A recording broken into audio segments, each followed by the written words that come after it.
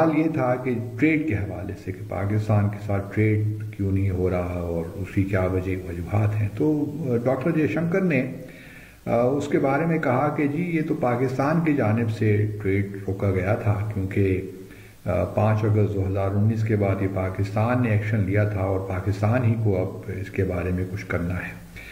फिर उसमें आप सिर्फ डॉक्टर जयशंकर को ना देखें, इसको you have to look at the broader picture. जो की चेयर्स थी उनके ऊपर साउथ एशिया से कौन कौन लोग बैठे, सुंदर पिचाई थे पीछे, विवेक रामास्वामी थे, पहली लाइन के अंदर उषा थी, जेडी वाइस की वाइफ।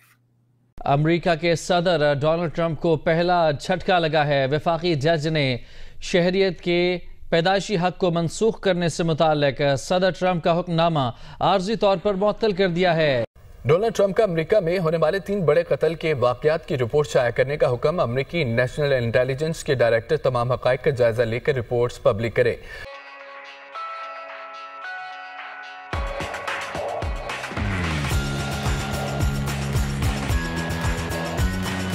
उन्होंने ये भी कहा कि पाकिस्तान हमें MFN का स्टेटस भी नहीं दिया, जिसकी वजह से मामला ख़राब हुए। हम क्योंकि ये वन साइडेड तो नहीं हो सकता।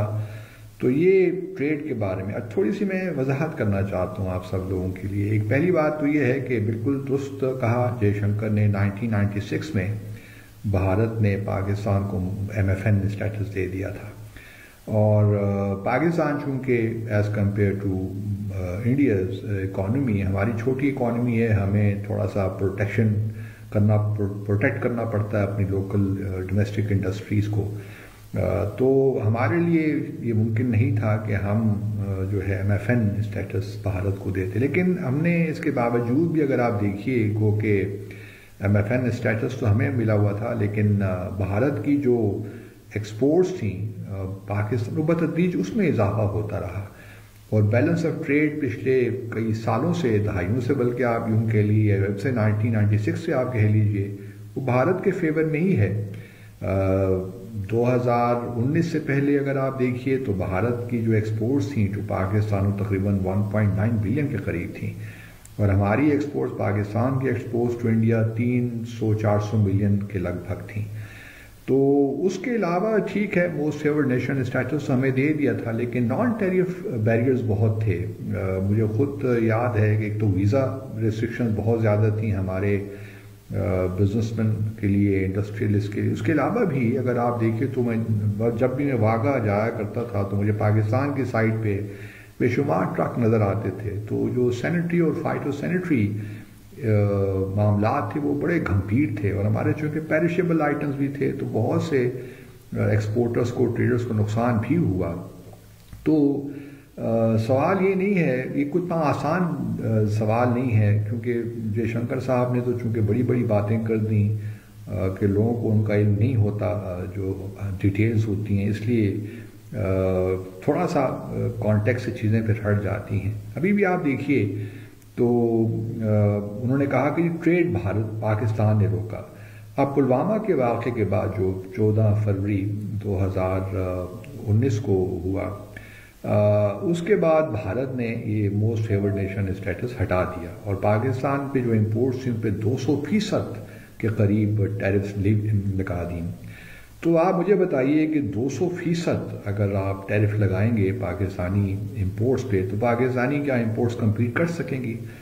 तो मैं तो यही कहता रहा हूँ पहले भी और अब भी यही कहता हूँ कि अगर चलिए मान लेते हैं कि हालात कुछ बेहतर होते हैं पाकिस्तान भारत के, अब जो कि लगता नहीं है कि हो रहे हैं, लेकिन फॉर आर्गूमेंट सेक मेरे ख्याल में भारत को बीइंग अ बिगर कंट्री उनको एक स्टेप लेना चाहिए। और जो पुलवामा के बाद, वाक़े के बाद उन्होंने जो हमारे पे टैरिफ्स इंक्रीज़ किए थे, जो मोस्ट फेवर्ड नेशन स्टेटस जो रिमूव किया था, पहले तो उसको वो रेस्टोर करें। अगर वो चाहते हैं कि पाकिस्तान के साथ ट्रेड हो या हमारे ताल्लुकात आगे बढ़ें, क्या भारत ये करेगा?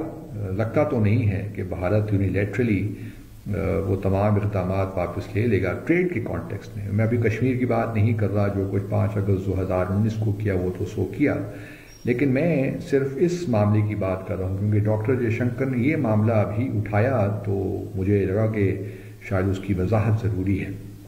तो क्या भारत तैयार है कि जो पुलवामा के वाक़े के बाद उन्होंने टैरिफ्स लगाए थे उनको वापस ले और पाकिस्तान की जो इंपोर्ट्स हैं वो उनको कंपैटिटिव बनाए? उसके बगैर तो ट्रेड मुमकिन ही नहीं है। या तो यह है कि हम सिर्फ बस भारत से इंपोर्ट ही करते रहें, ऐसा हो नहीं सकता क्योंकि दुनिया बदल रही है और जो है हालात भी तब्दील हो रहे हैं, ज़मीनी हक़ाइक़ भी तब्दील हो रहे हैं।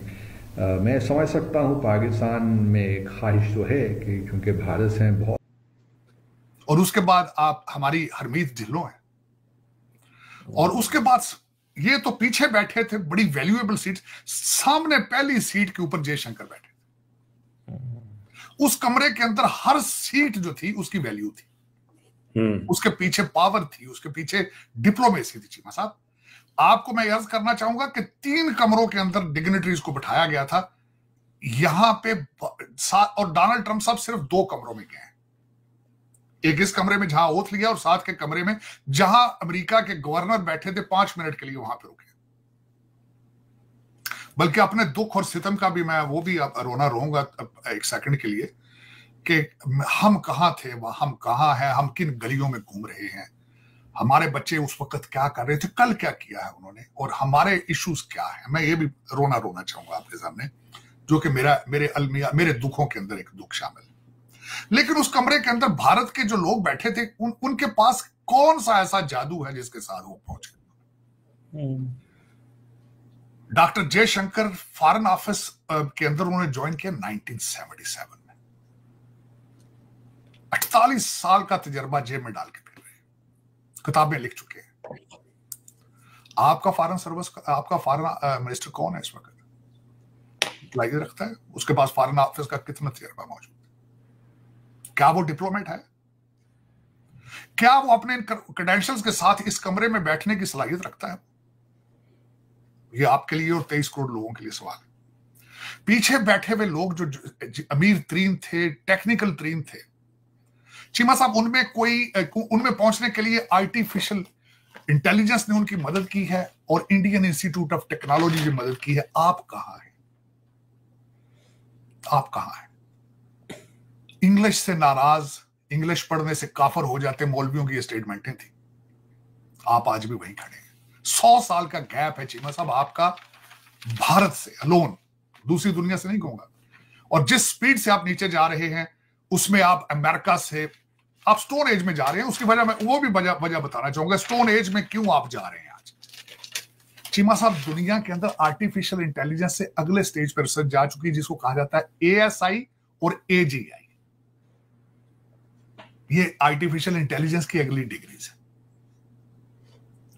और आपका लौंडा लपाड़ा आवारा सारा दिन गंदे ट्वीट, गंदे यूट्यूब, गंदी ज़हनियत से नहीं बाहर आ रहे।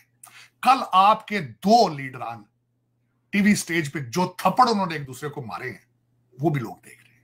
चलिए, वो तो एक छोटी सी बात है। मैं यहां के डायस्पोरा को मैं बताना चाहूंगा कि वो कहां थे और आप कहां हैं। चीमा साहब, आपने कहा है कि उनकी मार्को रूबियो साहब से मीटिंग पहली ओथ लेने के बाद हुई। ठीक, 6 सेक्रेटरीज को मिले डॉक्टर जयशंकर यहां पे। आपने तो NSA की बात की, 6 सेक्रेटरीज ऑफ द कैबिनेट को मिलके गए। फिर उन्होंने प्रेस कॉन्फ्रेंस की है। उस प्रेस कॉन्फ्रेंस में उन्होंने कहा कि हम अपने 2017 के जहां रिलेशनशिप छोड़े थे उनको री-एनर्जाइज, रीएक्टिवेट करने लगे हैं, और कई हम उसमें से प्रोजेक्ट कर रहे थे वो कंप्लीट भी हो चुके हैं, और हम उनको अगले लेवल पर लेके जाएंगे।